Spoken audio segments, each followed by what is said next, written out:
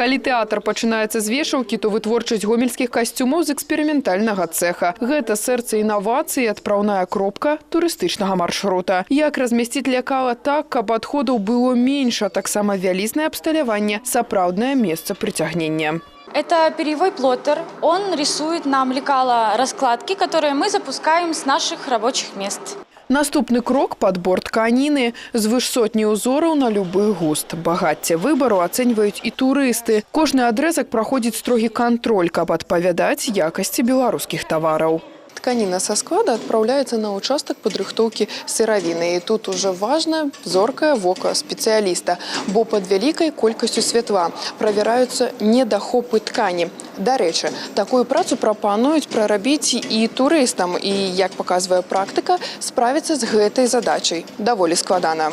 А вось чым адрозніваецца жакет ад пінжака і як патрэбна насіць гэтыя віды адзення, расказваюць у швейных цэхах. Пасля чаго этапы вільготна-цеплавой апрацоўкі. Пад уздзеяннем пары і умелых рук прасавальшчыц касцюм набывае ідэальную форму.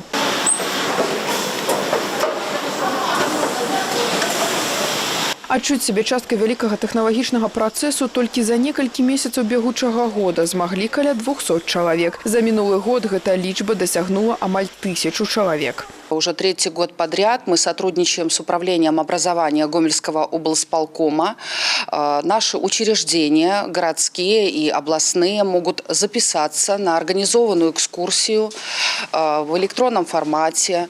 Если говорить по прошлому году, то всего организованных групп мы приняли более 40, практически еженедельно. Аднак сярод удзельнікаў экскурсіі не толькі школьнікі. У цэхах швейнай фабрыкі частыя госці і з-за мяжы. Адкрыць вочы на вытворчыя працэсы і дасягненні той самай беларускай якасці гомельскія вытворцы заўсёды за. Тацяна Піменёнкава, Валерый Гапанько, тэлерадыёкампанія «Гомель».